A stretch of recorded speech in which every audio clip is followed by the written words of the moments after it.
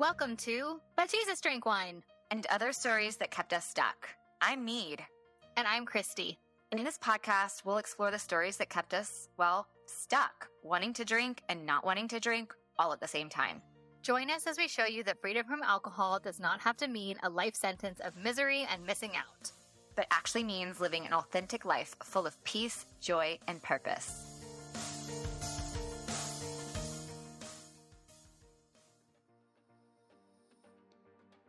Hello, my beautiful friend. It's Christy here. Just quickly wanted to pop on here and let you know that my book, Love Life Sober, a 40-Day Alcohol Fast, is now available for pre-order.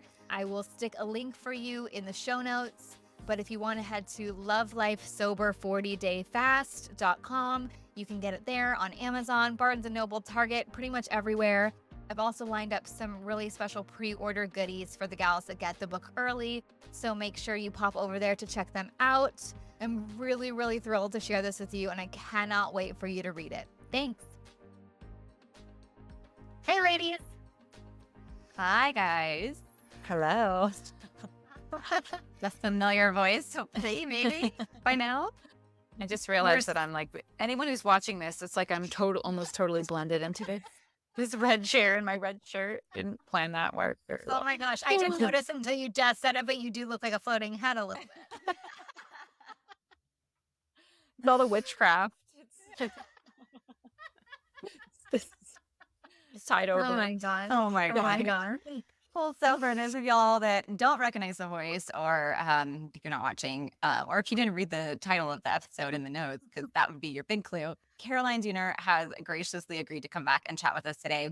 If you haven't heard of her, if you don't know what we're talking about yet, I encourage you to put pause on this conversation and go back and listen to part 1 and 2 of her story that we launched on January, I believe, 1st and 8th of this year. And this conversation will make a whole lot more sense if you listen to those first. But we wanted to continue this conversation with her because, number one, we could have talked all day, I think, about her story and how remarkable it is. And there's just so many different avenues we could take it. But we wanted to have her back because we got a lot of attention, a lot of response from you guys saying that this is a conversation that you're interested in and you're excited about. What I really took away from it is that we need to have more, my friend Bob Goff says, more B- transformation stories being told. So, it's easy to see these extreme Jesus transformation stories of people, out there in the world, amazing stories. But it's the same in the freedom from alcohol space where, because I didn't have a rock bottom story, my story's not very remarkable, but the change and the transformation is no less remarkable. And so all of that is a long way of saying we're just going to kind of hit some listener questions and just see where this conversation, reader mail, see where this conversation goes today. So welcome back, Caroline. Thank you. Excited to be back. Hopefully my dog doesn't make too much noise. That's okay. That's my prayer for this. Okay, so I'll just start with our first question. This is actually a current client of mine said, I'd love to hear more about what made Caroline feel unhealed, what she thought healing was then, and what she thinks it is now. Oh, let's get right. Yeah. Such a good question. Yeah. Okay. So that was a big shift for me too. A really, really big shift. I think there was this very, very unhealthy perfection. I wouldn't have thought this then, but there was a perfectionistic view of the way healing worked when I was in control of healing everything by healing all of my trauma. I had my worldview was I had all of this, all these energetic blockages within me that, and then I kind of looked at it as the kind of frozen energy in trauma, which again, I believe that there is something to that. There is can be frozen energy in the nervous system, trauma healing wise. But I was then looking at it as, okay, I have to heal all of that. I have to, make sure that all of the energy is flowing in my body. I have to heal all of my limiting beliefs. I have to do all of this. And it was you had to heal from the mental side and the energetic side and the emotional side and the physical side, and they all affected each other. And if one, like, it was just this, like, it was a very, very daunting task, especially the more I got into it and the more I realized that it wasn't working and that there was more, if you know what I mean. Mhm. Yes. Mhm. Um, so I have this other part of my story where I actually I was born without 9 of my, adult teeth in my, you're supposed to be born with your teeth buds, like, they form in utero, and I just didn't have, like, a lot of them. So I've had a ton of dental surgeries. I have, like, 4 implants all through high school. It was like a major stressor, and I'm sure that it affected my health on, like, a nervous system level and, like, all the antibiotics I was on, and, like, I'm sure that it affected my health negatively. And then the more you get into sorry, this is a long answer. The more you get into holistic healing, the more you learn that, like, dental health is so connected to physical health, and, like, with dental infections and also with, like, meridian lines and, like, all of this stuff. And when I learned that, I was like, "Oh, no, I'm never gonna heal. Oh my gosh." Like, it was just so, so, so daunting. And I was like, "I have to get all my implants redone with zirconium, and I have to, oh my gosh." I'm like, the expense and like, and oh my gosh, that is affecting my health. And it was just this, like, big web of the more I learned about what healing took, the more impossible it almost became. But I was still like, I have to figure this out. I have to keep going. And right around my conversion, I actually learned that I had this infection in my gums from a year and a half before. I had a dentist who got implant cement. He was, like, redoing the bottom part of the implant. He got cement stuck up in my gums, which is, like, really, really bad. Knickers. Causes tons of inflammation, bone loss, and infection. And so, sorry, this is a very long version of the answer to this question, but That's good. I went to see a biologic dentist for the first time, and she sat me down, and I was maybe a month into my conversion. And so I actually had this huge relief in my anxiety about the world that was very clear to me. But then I had this new problem, right? This, like, new daunting, oh my gosh, what is this going to take to heal? And I was starting to panic, like, oh my gosh, I can't believe I haven't realized how much all of this dental stuff is probably affecting my health. It's probably the reason that I have all this hormonal stuff. Oh my gosh. And I have titanium, and that was supposed to be good, but it's apparently bad, and it's heavy metals and blah, blah, blah, blah. And I sat in her chair, and she said, "I hate to tell you this, but looking at this x-ray, this is not your fault. This is, dentist error, but this is a pocket that that's so high up, you could never keep clean. There's a lot of bone loss. And if you were my sister, what I would recommend that you did was go to a surgeon." She wasn't a surgeon. "Go to a surgeon she had one that she recommended.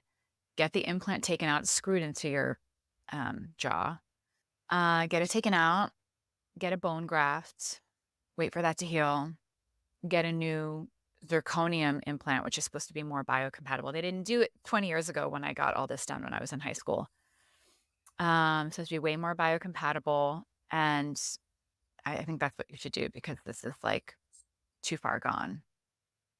And then I thought, like, okay, I have 3 more too. And I just, like, I went into the spiral of, like, I can't believe this. I've been through so many dental surgeries in my life. I can't believe that I have to have, like, 3 surgeries now just over this one thing. Like, what's the expense going to be? I started crying in the chair. It was like this, talk about trauma, like trauma of, and I had this, and it was this, oh my gosh, this is going to be so hard on my body. Oh my gosh, I'm never going to heal. I'm never going to heal. I'm never going to heal, because this is going to be a bigger stressor on my body. And then this, and then this, and then this. And I had this peace come over me. I knew it was God, because I was praying, like, it was, I had this new relationship with God. And the very, very clear message was, it's going to be okay. I'm going to help you through this. This is life. This is life. And it's going to be hard, but it's okay. Like, I had this weird shift in, oh, this is life. and I don't have to have this perfectionistic, like, I'm going to be okay, even if I have to go through this thing that's really hard on my body, even if I never Mm, heal, even if, and I'm mm. not really explaining this very well, but it was a No, very, you very are. profound comfort and peace. And like I'm going to, I'm going to be able to get through this because I know that God is going to help me through this and whatever this looks like. And it's going to be horrible. Like I was even thinking like, oh, great. So I'm not going to have a tooth there for like what, like however long. I mean, I would have gotten like a clip in or whatever for 9 months while it was all healing. But before they did like the third surgery, but I just had this like, life is not like about perfectly healing everything so your life becomes perfect. Because that's what I was trying to do. Mm. And that's what I felt like I just couldn't do because there was just so much. It was a mountain of all of this bad stuff going on in my mind and body and emotions that was all like spiraling and keeping me sick. And I just had this like, this is okay. This is life. I can still have a good, beautiful life with God, even if I'm going through this expensive, horrible thing over the next year. And then the weirder part of the story is I prayed so much about it, went to a different dentist who was also a surgeon who was like, and I thought that I just thought it was going to be better because it was all in one place, that it wouldn't be like, oh, I have to go to this person and then this. And he was like, I actually think it's more trauma than it's worth to redo that. I think I can rehab the bottom. And so I didn't have to go. I didn't have to go through any of that. And also then he struggled so much to actually get like my old dentist, I'm just like messed up so many things. But he struggled so much to get it out. And he was like, you know what, never mind. I might have to actually take out the whole thing in a surgery. Like it was like screwed in too tight or something. Like that's how implants work. There's like a screw and then you screw the tooth into the thing. And he had to take a break. It was like an hour of him like trying to get it out. And I prayed and I was like, just please let whatever has to happen happen. Like if I need to take the whole thing out, fine. Like if that's what's affecting my health, like I don't know. Because I started to think, well, maybe God is telling me, oh, this is what's affecting your health. You do have to get all these out. It's going to be hundreds and hundreds of that. Like the cost is insane. And I was just like, I can't. It was a full surrender because it was just so daunting. Yeah. And then he came back in. He did it. He got it out. He got it out, and he said, he didn't know I'd been praying. He said, that was God. And I was like, oh, it was just like a crazy, very difficult to explain, long, you just heard like a long, strange story. But it was one of the things that happened in the first couple months of my conversion that shifted the way I looked at healing and health and God and like the way that life is supposed to be and how God can be with you in difficult times. And then I actually didn't even have to go through those surgeries. So I don't know.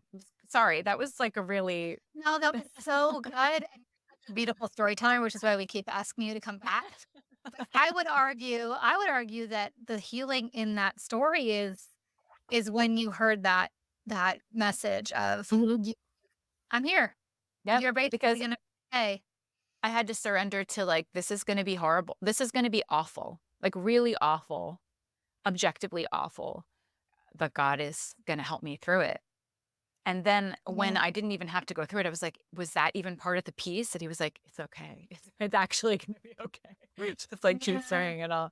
So yeah, it was a big shift in the way I saw what was necessary to live a good life. Like genuinely, I was like, okay, so I can live a good life. Maybe I'll never fully heal. I hope I do.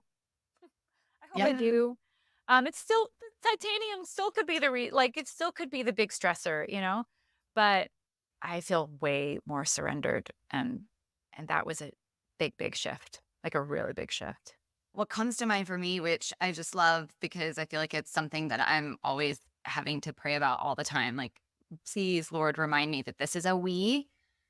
This is a we. This is not a me. Like, this is the we and not the me. I live so much of my life. Me, me, me. I've got to keep spinning all the plates. I've got to figure out how to heal this. I've got to figure out how to solve this. I've got to figure out how to control this, do this. It's like what you were describing in that. And I mean, I felt my heart rate increase as you were talking, telling the story, because that's exactly that world that I lived in.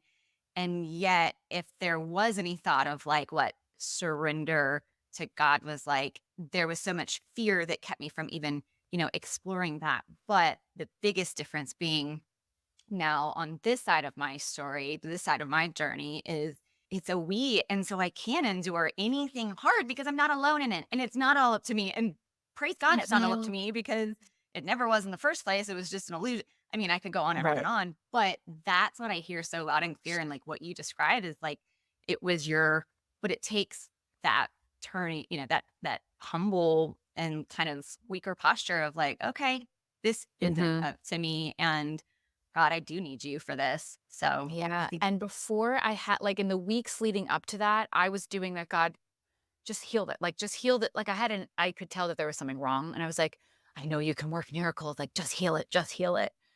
And then when I got the news of like, sorry, you're going to need like 3 surgeries, that was like the surrender of like, okay, I guess you're not going to Yeah. just miraculously heal it. But there was a peace, like a real peace. So yeah, it's fairly interesting. Yeah. But if he would have healed it, you would have never had that conversation. And then you never Exactly. would have had the Exactly. peace. And yeah. Exactly. Exactly. oh my I gosh, do love y'all that. watch The Chosen? This is like kind of a Mhm. tangent. Yeah. Yeah. So I haven't watched it yet. I need to watch it. oh, girl, Oh, I know. I know. It's on my list. we were just rewatching the Little James, the Mhm. episode, the 2x2 in season 3. Yeah. Caroline, do you know what I'm talking about? Yes, I do. Yeah. I don't want to Yeah. ruin it for Christy, but just if for those of you out there who have not seen it, I highly recommend it and looking at that because it's about healing too. And it just reminded we literally watched that at 10:30 last night. It's really good. Yeah, I remember that Yeah. scene. That would 10:30 complete is that. really late for me. Which is why I was like, and I have to have like a real conversation today with Christy and Caroline this morning. And I'm probably not gonna be able to do that very well. But we were hooked. We were hooked last night. Yeah. Did you have another question for Christy? Yeah. So next question is, I'd love to hear Caroline speak about what she was looking for inwardly that she could only find in Christ. Mm. Oh, So that's a really good. good. So I think good. well, the most simple boring answer is peace, but also like there was one of the interesting things from the Effort diet is that because I really do think that that was God, like it was God working in my life. I did have this trust, but I didn't know how to describe it because I knew that it was a trust in God. I knew that, like that I could put trust. Like I talked a lot about putting trust in your body because your body is designed to actually lead you right. There was just a general trust. I would say a trust in life because I was trying to speak to people who didn't believe in God. But I knew that that didn't make sense. Like, what does a trust in life mean if you don't believe in God? And even like the idea of like trusting the universe doesn't, like, I guess that makes like slightly more sense than trusting life, but it makes way more sense if it's a personal God. Because how can you Mhm. trust something so impersonal? So I had that. It wasn't as strong as it could have been with the real belief that there is a person. Because I would flip flop, on how exactly I saw God. So once it became a personal God and a personal relationship and someone who actually knew me and saw me, that trust and that ability to surrender was that much more real and tangible. Because I Yeah. had it a little bit, and I was searching for that because there was so much peace in that. But it wasn't until I really believed and knew that it was personal that I really was able to surrender and have that trust and peace. I love that so, so much. I was just thinking as you were talking too, like, just do you think that like people that don't have a relationship with Christ know that they're missing that piece? And do I you think, think, yeah, go ahead. well, I think some people do just based on I mean, I like rapidly listen to testimonies. I don't think everyone does, no. But I think some people know that there's something missing. And sometimes it only really becomes clear in retrospect. I think a Yeah. lot only becomes clear in retrospect. Yeah. Um, I feel like I've heard people say, like, I knew there was something wrong. Like, I just knew that there was something wrong, or I knew that I was missing something, or I knew I didn't have the kind of like peace or love that I hoped was possible. I feel like I've heard people say that a lot, and that really it was in retrospect that they realized what they were missing and what they were seeking. Yeah, because I think there's such a difference, right, in the peace that comes in Christ Jesus and the peace that people we throw around a lot, you know? Mhm. And so as Mead and I are in like the sober verse and there's so much spiritual, well, not religious talk, there is the word peace comes up. And sometimes I'm just wondering when I'm saying it, like, is it landing the same for someone? Do you know what I mean? Like, Yeah. I know you say you have peace now that you're a non drinker, but like, how can there be true peace without Christ? So what does that feel like? You Yeah, know? I don't know. that's I'm a just really good, it's a I don't really even know. good question.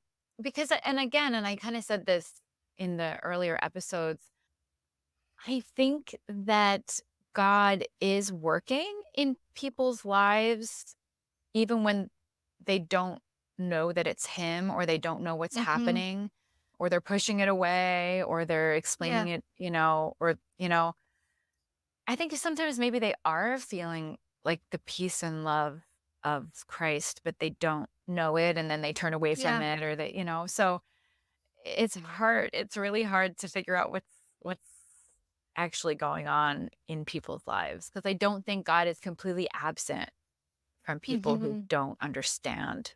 Yeah, it's hard. And like what you said about the retrospect thing, like in my journey, when I was the furthest from him, right, in the height of my drinking, being an absolute ripper, like now in retrospect, I can see his presence in literally Mhm, every mhm, single mhm, part of it, mhm, you mhm, know? mhm. Yeah, Yeah. exactly. Exactly. Yeah, I mean, Christy's heard me talk about this a lot, but I always say that like when I was stuck in the drinking cycle, what I desired was peace from all of that. It was I wanted relief from the meanness is what I wanted relief from myself. If Mhm. I'm really honest, and I can see that in retrospect, but what I was desiring was if I could have put my finger on what I was wanting in that moment when I finally like did fall to my knees and say, okay, God, like help me with this, because I can see that alcohol at the very least is not enhancing my life. And at worst is getting in the way of, everything else. And for so long, I thought that was like the missing piece. If I could change my desire for wine and then it would be effortless and not drink, then I would have peace. But Right. really, it was just misdirected Mhm, desire. The mhm, desire was for him, mhm. but it was a, Mm. desire to be in relationship with him. That's what I didn't realize until after. And Mhm. that's why I always say that that's where peace did become different.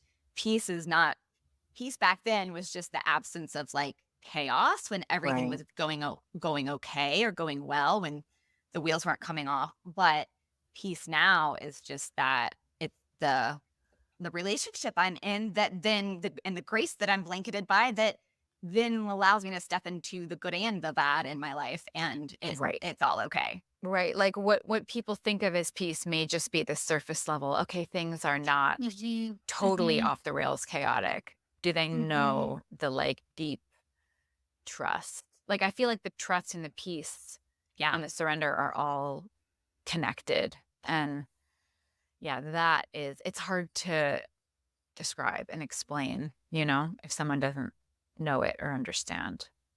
But I think that you said it so beautifully just in that dentist story, right? It's the ability to feel the peace even when you feel like you might be looking down the gun of Mhm. 17 mouth surgeries. You know, Mhm. it's Mhm. the Mhm. ability to Mhm. feel that peace even when everything is falling apart, Mhm. and that Yes. that is the true peace, I think. Yes.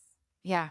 Yeah, yeah. It was really clear, because I know the way I would have responded emotionally and mentally a year before. Like Mhm. utter horrible panic at what this is, how this is going to make everything even harder to heal. Yeah. Yeah, it was really, really clear the difference. Yeah. So good. I am curious. You talked before about thought work and feelings work and processing and the importance of that, and how Mhm. in the new age that then becomes, something different than just kind of attuning to our bodies and our emotions and our, all of that, which scripture tells us to do, to pay attention to. I would love to know like the difference between what that work looked like then and what it, practically speaking, looks like with God now. Yeah, that is a really good question. And it's actually one that I may not have a very clear answer on, but I feel like there's a lot of, I almost feel like God is able to do a lot of that guiding very gently and slowly through prayer and reflection and answer to prayer. Yes. I really do think that a lot of that kind of awareness work and ability and willingness to be present in my body and to breathe and to feel and to be aware of the way my brain works, it's all really helpful stuff. Like it's all just Hmm. very practical presence, awareness, honesty with yourself. I think that's all just like generally good and healthy stuff. Yeah. The dysfunctional part was the kind of belief in how it kind of like the healing stuff, like how it was, how I had to control it and how important it was to get it all right. So I could not only be physically healthy, but spiritually and energetically. And, that's where it kind of became unhealthy. And then the belief that I could do this like magical energy work, spiritual work to like magically heal certain things was where it got too woo and spiritual and dangerous. Because what are you tapping into then? But I really do feel like now, yeah, there's a lot of that through prayer. A lot of, because yes, I feel like I did a lot of work before I had my conversion. There will always be plenty more to do, Mhm. as everything comes up in life. I really do feel like that is something that God helps you through. And he does the energy work, you know, Yeah. but he can do the trauma healing. And not to say that like having a good therapist and doing actual like things like EMDR or any specific thing that can like actually help your nervous system process trauma isn't also good and helpful. But I think there's a lot that God will help you through. I mean, the dependency is on that work to fix what you're trying to fix or solve. That's different than being dependent on Jesus to, you know, transform that in only the way that he can. Like it's a Right. difference in dependency. Mm-hmm. Mm-hmm. I can relate to that so much in my journey before too. Yeah, and I was just gonna say that the becoming aware and in our bodies and Hmm. becoming aware of our thoughts is like straight from the Bible, right? Like Paul's the one that said, take every thought captive, right? And that is where it all starts. Like, are you gonna be of the world? Like, if you don't want to be, then like what's happening upstairs, right? And so Mm-hmm. that awareness, I think, is so key. And I just remember like when Mead and I went through our training, like that is something that we really did concentrate on, but under the guise of not biblical, but it's biblical. It's biblical Hmm. to start with your thoughts. It's biblical Mm-hmm. to take them captive. It's Mm-hmm. biblical to run those thoughts through truth and to figure out if it's real or not, whatever we're anxious about. And then Mm-hmm. to shift our emotions that way. Like that's straight from Paul, the first Mm-hmm. neuroscientist, you know? Yeah. And I also feel like there's a lot of accountability in God if you're really being honest with yourself and honest with God in prayer and willing and open to actually listening and, letting Yeah. God work on you. I feel like there's a lot of like, oh, okay, what are you really doing there? What are you really thinking? Or are you really, I've had a lot of like, I've said, I know that God is real and I know that this is God because he's making me do things that I don't want to do. Like Ugh, I love it. I would never have forced myself to like admit this or, Yeah. yeah, Yeah. if it wasn't God being like, and so that is something that I've experienced as well. I have definitely experienced like the, the patient, kind, but honest teacher. Yeah, because it's what we're here for, right? We're here to Mm-hmm. be refined. Like, Mm-hmm. and that Yeah. that process, I think we talked about it on a few pods ago, but like the process of being molded, right? Like as the clay doesn't feel very good. It's Mm, actually a really strenuous process on the clay. It's not fun all the time, but it's mhm, for us and for his mhm, glory. And so, yeah, I think that we're so taught that we're supposed to use this life to have a good, fun, happy time. It's why alcohol takes such a can take such a driver's seat presence because it just does because it's so connected with fun, right? mhm. But that's not what we're here for. It's just not. Responding to the heartfelt request from you, our wonderful, wonderful listeners, for a deeper sense of community, we are so excited to introduce y'all to the But Jesus Drink Wine community. Get ready to be part of an exclusive experience where you'll join a sisterhood of kindred spirits on a transformative journey of faith, sobriety, and personal growth. You'll gain access to our private community, a place where deep connections can flourish among women who share your aspirations of strengthening faith in Christ and breaking free from alcohol. But wait, there's more. We'll host regular connection calls to facilitate fellowship with like-minded gals, no matter where you stand on your alcohol or faith journey. Whether you're seasoned or just curious, you are very warmly welcomed here. Prepare to be inspired by guest expert sessions and engaging Q&As that explore the essential topics for your sobriety, faith, and holistic wellness journey.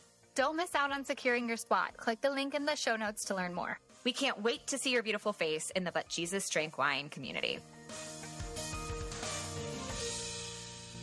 You had talked about in the other episode too, like the differences, in your sleep and the peace. We just talked, kind of about that. And but what would you say, like people who knew you before and people who know you now, like what would you say that they would say, or what have they told you, and they have been bold enough to tell you is like the biggest difference?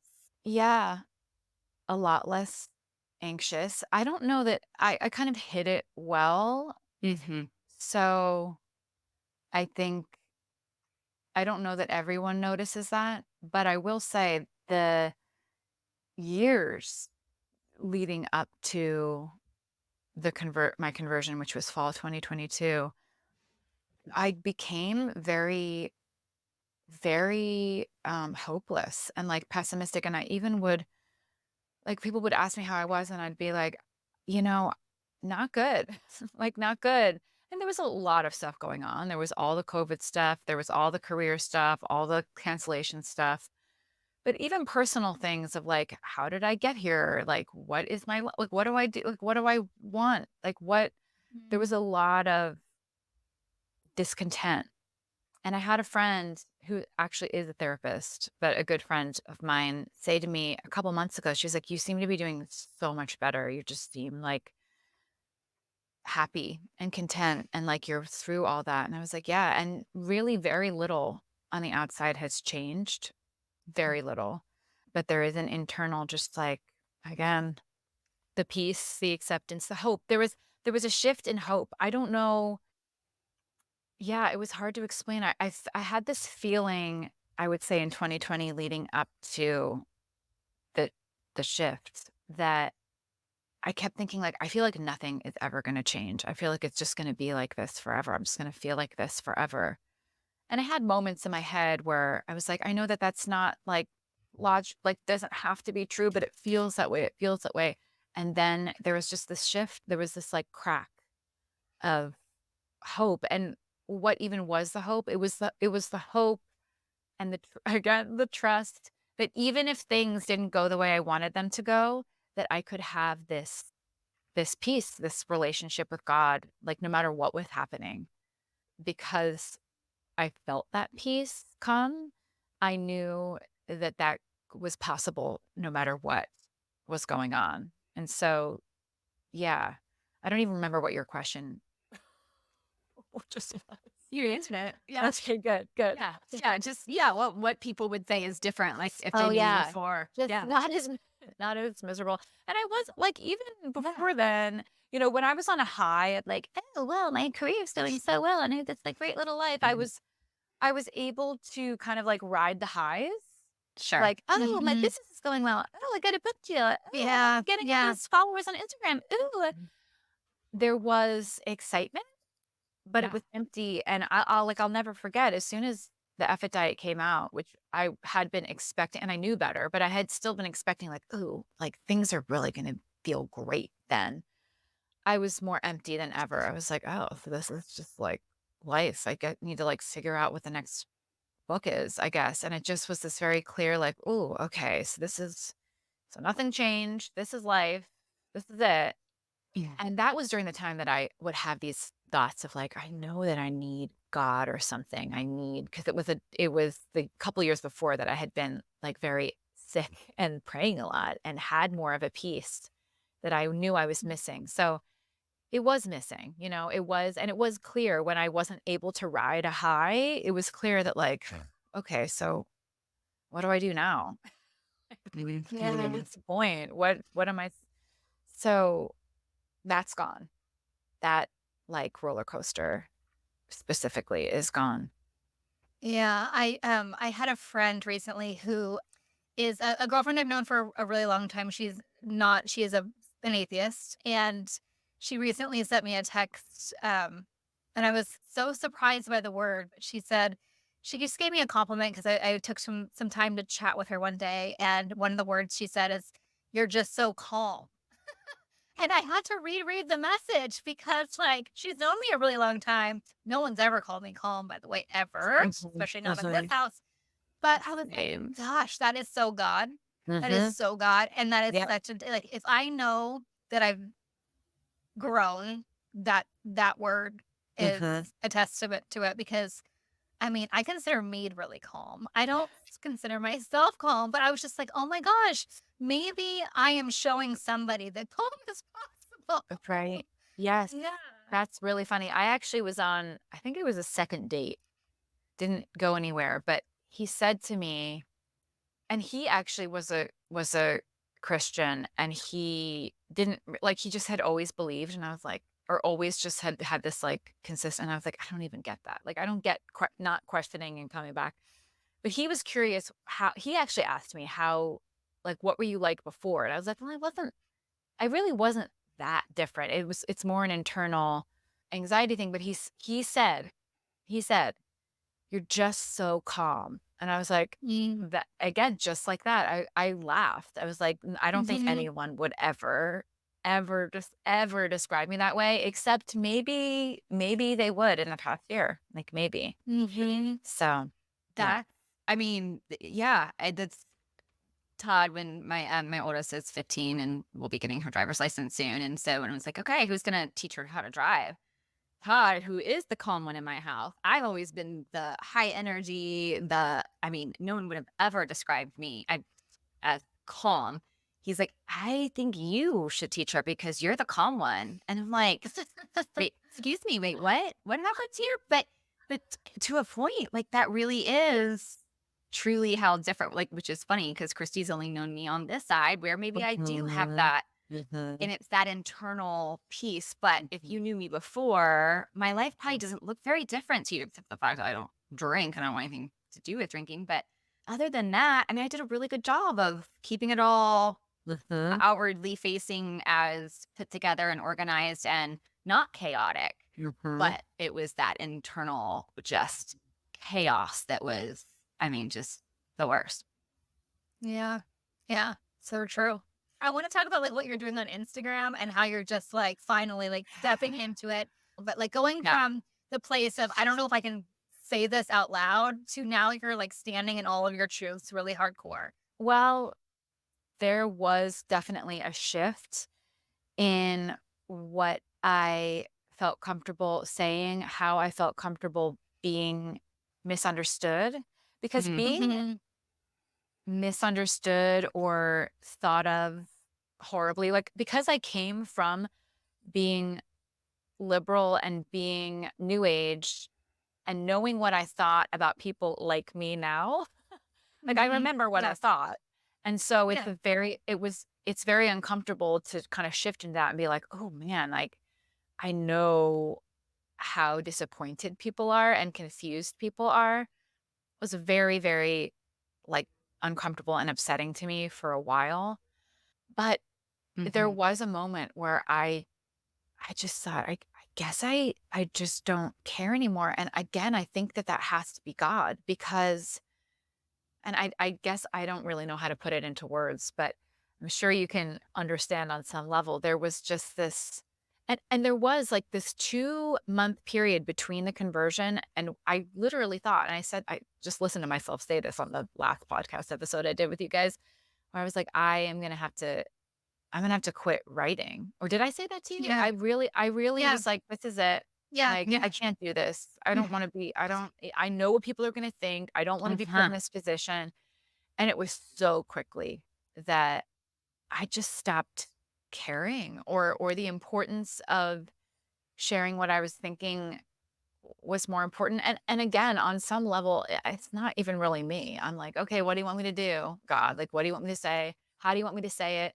I have a lot of prayers of like, I want to be able to like be a bridge. I want to be able, while I'm writing this book, like, can I write it in a way that's relatable? Like, can I, whatever way you want me to talk about this, can you help me do it? Because I don't really know what it needs to be. But I think I've just realized that like, I'm not really in control. This isn't really my agenda. Yeah. I love that so much. And it's I love okay. that so Yeah. much. Sorry. Go. Yeah. Go ahead. No, I was just going to say it's okay to be misunderstood. Like that is okay. And I've kind of had this like since August 2021 when I started talking about cancel culture and people were so angry, I had this thought like I want to lose most of my followers. Like I had this like joke like can't unfollow campaign. I was like, let's get down 20,000 in the next week. Like I have gone through periods of being like, I'm going to post the thing that really angers people. So they just like leave or I know who to block or whatever. And people think that I'm just trying to upset people. I'm literally trying to be able to A get to a lot place of where people I can, think that, like reading through Mhm. your comments. A lot of people think that. They're like, oh, Yeah. you're just, no. I want to be able to say things that maybe I don't even fully know what I think about, but I Right. have an audience of people that can at least give me the benefit of the doubt or be open-minded enough. So I actually have been trying to do this for a long time, pre-Christianity. And then the Christianity thing was like a whole other piece. But I will say, like, no matter, I do get a little bit of resilience. Like, it was actually very traumatizing to me in the beginning. Like, very, Yeah. just, it was Well, like, because people are yeah, crazy, legitimately especially on crazy the internet, on on the Instagram. internet. Yes. And it I was really, literally had yeah. someone say to me, call me a see you next Tuesday, go kill yourself and die because I said something about the like I'm not an alcoholic. So yeah. Yeah. Yeah. Sorry, go ahead. People are, no. People are really, it's Yeah. the weirdest thing is like the longer that I've experienced the crazy, the more I'm like, oh, well, here's more. Like I've almost gotten desensitized to it Yeah. and more comfortable with it. And, but it is like, I do get a little like, I can tell, like, even just this past, whatever, like 2 weeks when I posted more things, I can tell that I almost am like getting like, I'm almost enjoying it too much, like pissing people off. And I'll be like, okay, God, don't think you want me to like be approaching it like that. So I kind of have to check myself a little bit there because I can get like addicted to like reading the comments and like being like being snarky back. And so I don't think that's ideal, though I don't think it's like that. I don't think it's that deep anymore at this point. And I don't care. I kind of gone through a couple different times of like, again, like surrendering and giving up my career, whatever it is. And so I'm in this sort of like free fall of like, okay, well, I think you want me to keep writing. I think you want me to write about you on some level, God. I don't know exactly what that looks like. And I don't know how to control it. I don't know exactly what you want it to be. So I'm just going to hope that you show me. And that's kind of the Yeah. place that I'm in right now. The reason I appreciate it So so good. much is because I feel like there is just a nuanced voice with, some biblical support behind her who's giving an opinion. And I feel like there needs to be more of those nuanced voices as opposed to the black or white Right. voices, and as someone that is obviously American through and through, but has lived in the UK for the last 16 years, going back and having conversations with people during the crazy 2020, 2021, I was just like, we're not living like that over here in the UK. We're not talking about like vaccines in the same way. We're not talking about Right. all of this stuff the way that you guys are talking about. And this doesn't make me less of a Christian and all this stuff. So I was so confused. And it was such a turnoff because you couldn't find a nuanced voice that could talk about maybe there are two sides to things. Anyway, Right. all that to say, we do not have to talk about vaccines. But all that to say, I'm glad that you're a voice that's like bringing light to the nuance of it. You know? Thank you. And that's what I was like almost afraid for so long before the Jesus change in my life. I was really holding on to the moderate. Like even if I had a more Yeah. extreme opinion, I was like really trying to hold the moderate ground and like calling everything a cult. And then when I Yeah. had the conversion, I was like, oh no, I'm like, am I now going to go into this camp where I can't be moderate anymore or where I can't be nuanced anymore? It's not true, though. There are some people who see it that way because they see Christianity as like very extreme and very, brainwashed or whatever. But I'm happy to hear that because obviously I want that. And it's hard. Like it can be hard to force yourself to be like, okay, what is the empathetic, nuanced, moderate view on this? And why can't It's we easy. just ask the questions? Like, Well, why can't that's we just yeah. ask the questions? You know? Stay curious. Like, why can't we ask the questions about these things without being scared that we're gonna, yeah, you know what I'm talking about? I luckily have this like strong knowledge that even when people get upset with me and when they think horrible things about me, that I am like, I really do feel like, and it's happened over the past 2 years that I have created or like made space with an audience way smaller. It's a way smaller audience of people who watch all my stuff now, but who want that. Even if they don't Yeah. agree, like there are people who don't agree with me who are still cool with it, which is all I ask. Like you don't have to agree with me, but are just respectful and like and appreciate, the space to ask questions. So there is a knowledge of like the light at the end of the tunnel. I may even like be out of the tunnel into the place where I'm like, I don't care. I don't care if you think I'm horrible. You can leave. I'll block you. Whatever. It's Yeah. actually exciting because it is so much. There's so much freedom in it compared to where I was Yeah. before. Yeah. Well, I mean, and doesn't all insecurity come from our, insecurity about who we are, our identity? And when we're living not through Christ, with Christ, then we are living at the whim of somebody's opinion of us. Right. And so it Exactly. is very paralyzing, debilitating when somebody, I mean, I lived so long in that place of people pleasing and, all about that kind of like external validation. But now it's like, I want to be kind to people. I don't want, of course, but my identity is secure in Christ. Like that, nothing can change that. And so, yeah. And Yeah. we are told that we will be misunderstood and we will be Yes, disliked. yes, And so that was a yes. shift in like, oh, so the expectation that I'm going to Yes. like be loved and, constantly applauded or whatever approved of is totally misguided in the first place. So I can just like let that go completely. Yes. It I love that actually means so we're doing much. it right. Cool. Right. Not, yeah. I was just kind of re-editing the chapter of my book on the label and alcoholic and all that stuff, and I reread this one paragraph about like how I was so desperate to be not the label, not the problem drinker, not the alcoholic, not the other. I wanted to be normal. I just wanted to be normal. And I was like, but that's not even what we're called to be, even remotely. The right is Right. normal. Right. We're called to be holy. We're called to be set apart. So Right. being normal is never the goal. Right. So, anyways, I think what you're doing is really brave. If you guys have no idea what we're talking about, go poke around Caroline's Instagram and just give her a high five. All right, ladies. Thank you so much. Wait, Yeah. let's do a Tina. We haven't done a Tina. So, Oh, yeah. Okay. Caroline, we normally end our pods with like one tiny new action. I don't think we did it on the last two because we couldn't No, stop we talking. didn't. But No. for this one, is there one tiny new action you would leave our reader listeners with? I remember you said this last time, and I was like, oh, I hope I can think before the end. And then we didn't. I was like, shoot, Oh, I wonder what sorry. I was going to say.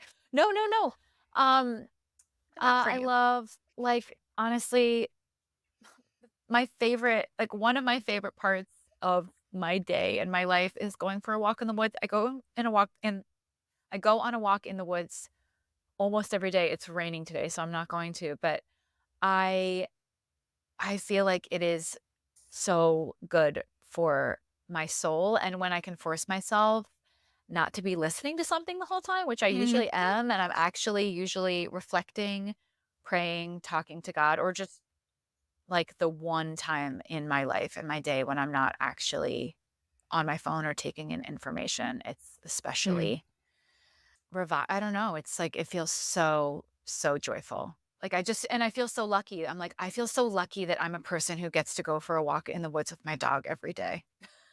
I love that. I don't know if I'm that's taking tiny it- enough, but No, I'm taking that as a Tina for me though, because I constantly have something in on my dog walks, and I need to take the headphones out and actually just chill. Yeah, I yeah, love it's that. hard. I love It's that. hard to force yourself to do that part, but then it's okay. But yeah, it is something that I have to be like, leave your phone in the car. I love it. I hear hashtag what's my name? self-care. Yeah. Self-care. Hashtag self-care versus the self-care of like getting out to walk so I can exercise and burn the calories Like, and of all course, that. good too. Like, that's Fine, great. yeah. But yeah. But also the just paying attention to, I mean, the beauty of what God's creation all around us without the technology taking Yeah. over our lives like it does. So I love that. Thank you, Caroline. Thank you guys so much. Thanks So for fun to coming. talk to you. Probably ask you to come again. Let's see. I would love to. I'd love Get another to. shot. All you right, guys. ladies. See you next Monday. Bye. Hi. Thank you so much for joining us again this week. You can find all of our episodes at butjesusdrinkwine.com, and be sure to follow us over on Instagram, Love Life Sober, and I'm Not Sober, I'm Free. To learn more about what we do, you can visit our websites, meethollandshirley.com and lovelifesober.com. Take a screenshot of this podcast and share it with a friend or two. And don't forget to subscribe to our pod so you don't have to worry about missing a single episode. And if you love what we're doing, please leave us a review on Apple and Spotify. This helps more women who are feeling stuck and alone in the overdrinking cycle find hope and encouragement. Thanks, ladies. We so appreciate you, and we'll see you next Monday.